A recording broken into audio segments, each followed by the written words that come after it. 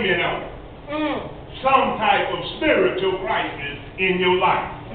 As a matter of fact, the crisis began way back in the garden. Adam and Eve messed up. Don't you blame Adam and Eve for what you're doing right now. Amen. You've been given a way out. Amen. The choice becomes yours with the decisions that you make. I was reading a story about a little boy and his father who had gone skiing, and the father some way got separated from the little boy up on the slopes, and it was cold and icy. Of course, Daddy got a little disturbed because he didn't know where his little boy was. Little boy had got lost. The story goes on to say that everybody began an all-out search for the little boy's whereabouts. And they began to expand the search. Helicopters and police got involved. And all of a sudden, one of the helicopters spotted the little boy. When they spotted him, they gave word to those that were on the ground of his whereabouts. And as they made their way to him, they discovered that the little boy was in better shape than any of them. Are you listening? Story goes on to say his father had enough forethought to warn him if he ever got lost. His son had enough trust to do exactly what his father said. Please, I'll say it again. His father had enough forethought. See, sometimes you have to think before the situation. His father thought enough before anything happened. Now you got to get this part. His son thought enough to trust and do exactly what his father said. I'm going to pause in the story. And I'll tell you the end later, if you're interested. But right now, I want to deal with the text. Can I do that? Amen. Because God is trying to build us out. Yes, you're not here by accident. You're here by divine providence. God got a way out for you. That door that has been shut, God will open it today. Them friends that forsake you, let them say no, because God got some new ones. That money you blew, God's trying to bail you out. Amen. Amen. That messed up Negro, God is trying to.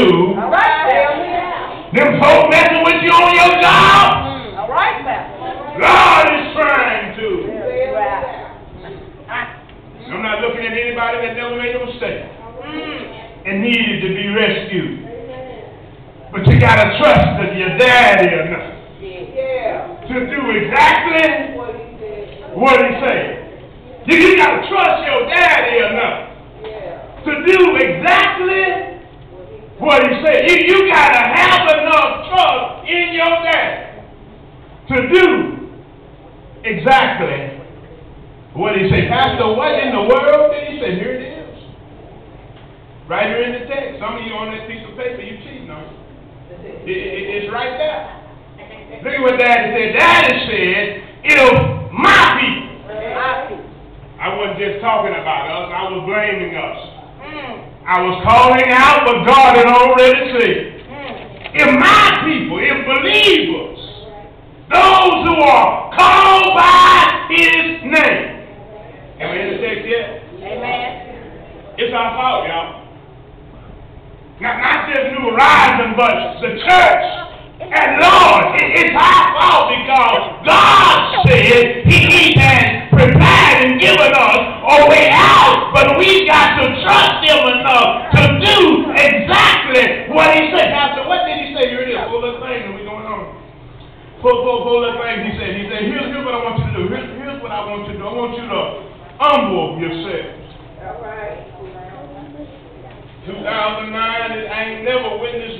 proud, ignorant Christian in my life. Hold up. I don't want to lose you there. You might shut the door on me. Let me back up and say that again. In 2009, I have never seen more proud, ignorant Christians in my life. When the scriptures made it clear, God can't even stand a proud look. I didn't say dummies, I said ignorant. Which suggests you're ignoring what that is. Come on, somebody. You know what he said, you're just not listening. You heard him loud, but you're not responding to what he said. He said, if my people who are called by my name would humble themselves, get over your high horse, quit thinking you are all of that when you really ain't none of it. And if you hear that, it's because of God. Yeah, you want to stick your chest out and you ain't done nothing. How did you hit it?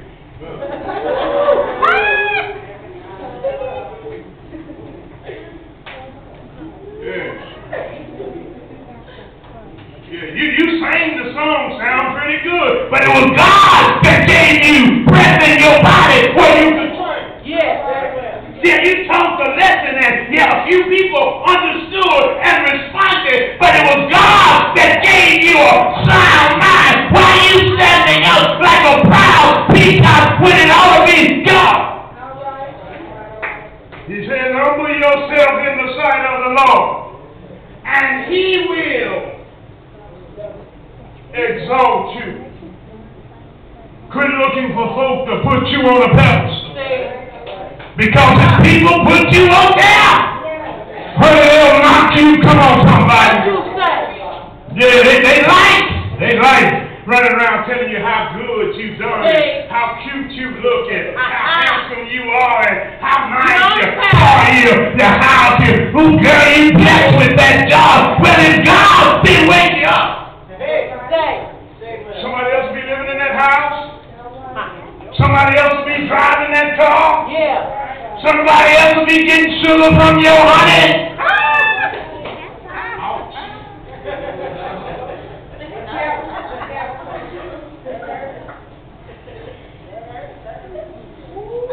Sugar from your honey. Wait a minute. You got to bag up the sugar from your honey.